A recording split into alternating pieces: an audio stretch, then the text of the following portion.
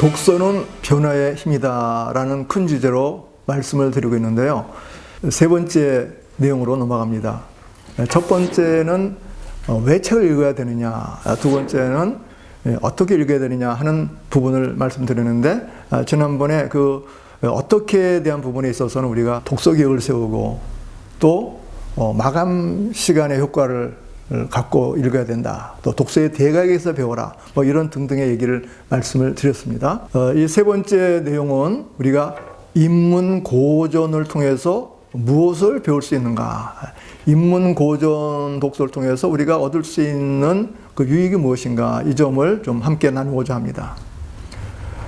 우리가 많은 책들이 있지만 그 중에서도 세월의 시험을 테스트를 거친 그런 책들, 그것을 우리가 인문 고전이라 할 수 있는데, 문학, 역사, 철학, 예술, 뭐 다양한 분야의 책들이 있습니다. 그 인문 고전을 통해서 우리가 얻을 수 있는 유익이 무엇일까?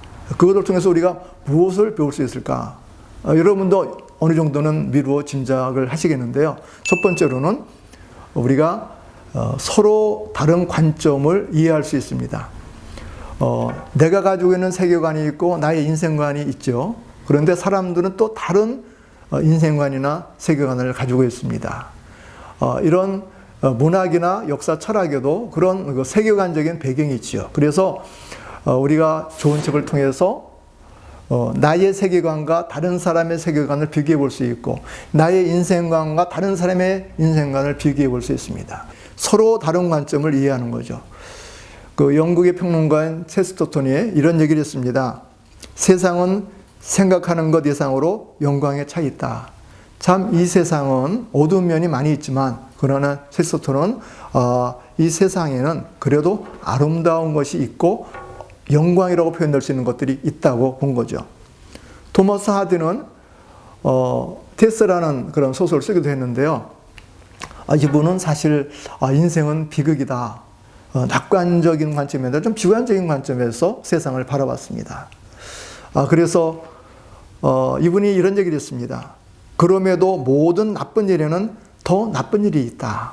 이 한마디 말이지만 그분의 그 생각을 반영한 거죠. 그분의 세계관을 반영하는 말이라 할 수 있습니다.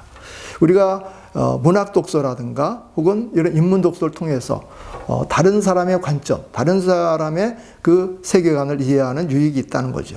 두 번째로는 인문 독서를 통해서 우리가 질문의 힘을 얻을 수 있습니다.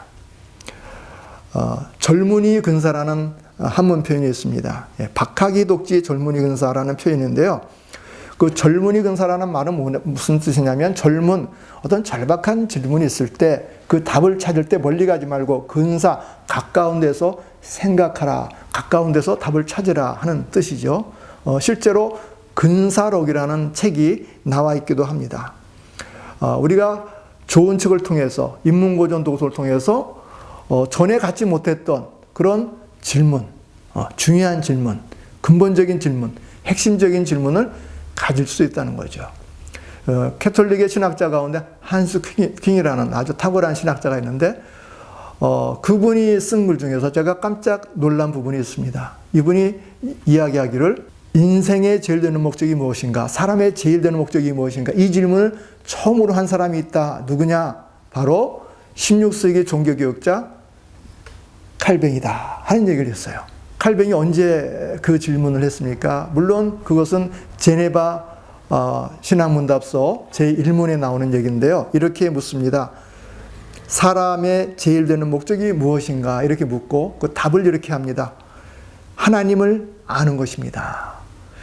너무나 간단한 질문 같고 너무나 간단한 답 같지만, 사실은 역사적으로 칼뱅이 이 질문을 처음 했다고 한스킹이 말하고 있습니다.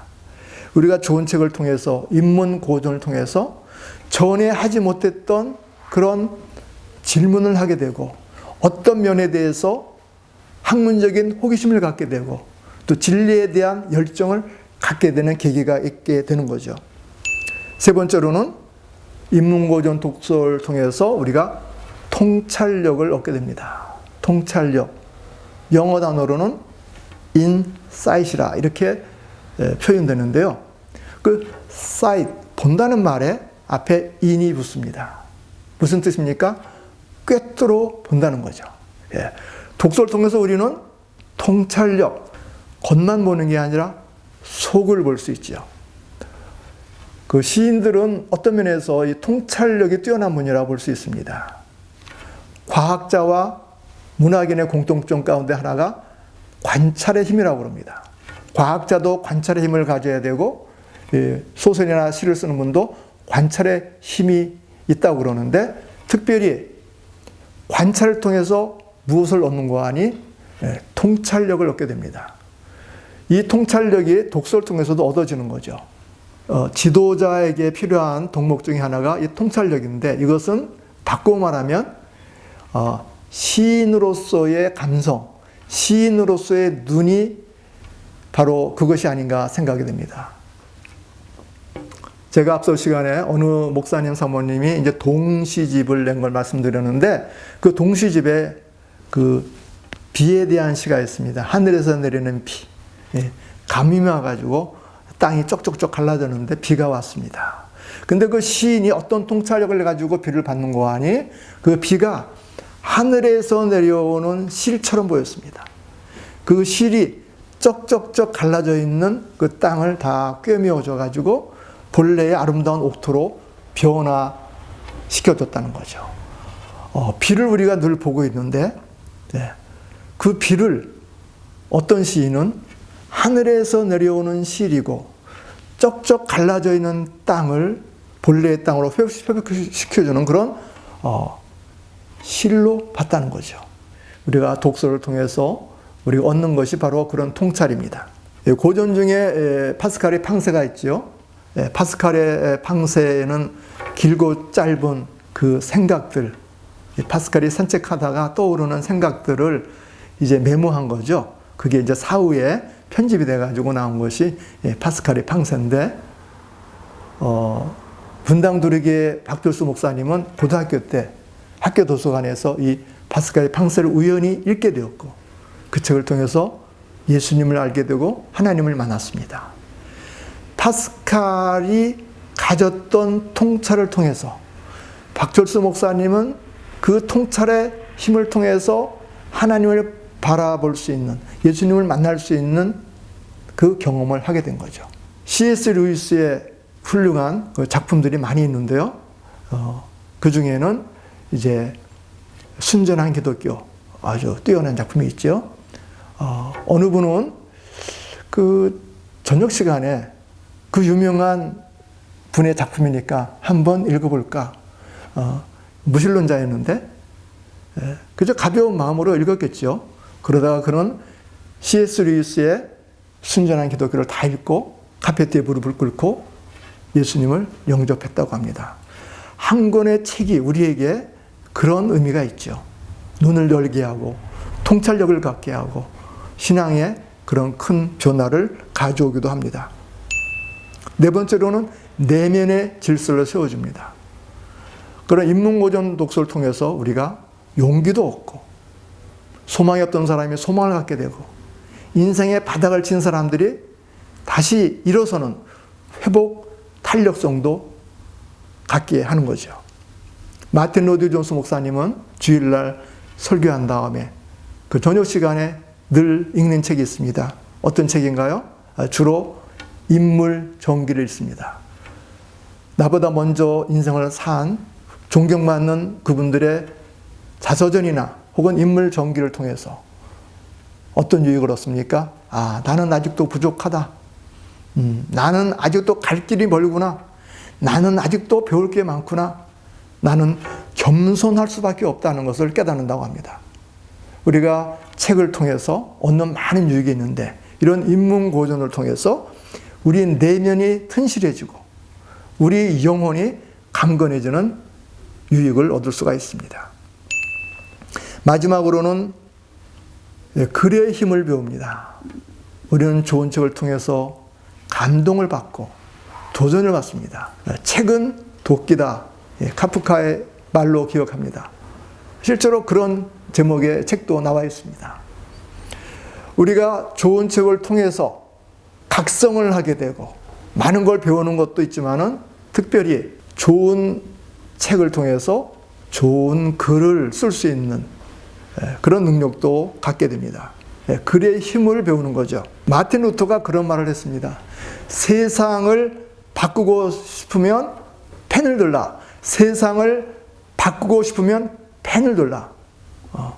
저도 몇 권의 책을 썼고 또 몇 권의 책을 번역을 했습니다. A4 용지 한 장이면 그저 8매에서 한 10매 정도의 분량에 들어가는데 여러분 중에 작가가 되길 원하십니까? A4 용지 한 장 정도의 글을 하나의 주제로 쓸 수도 있다면 여러분은 이미 작가의 길로 들어선 겁니다. 인문 고전을 읽는다는 것은 바로 글쓰기의 힘, 글의 힘을 내가 익히게 되고 나 자신도 작가가 될 수 있다는 거죠. 여러분 모두는 작가가 될 수 있다 하는 얘기를 드렸는데 사실 우리들 안에는 어떤 책이 있습니까? 우리들 안에는 다 말랑말랑한 책이 있습니다. 아직 단단한 책으로 나온 건 아니지만 여러분만의 그런 라이프 스토리가 있죠. 여러분의 다 이야기가 있습니다.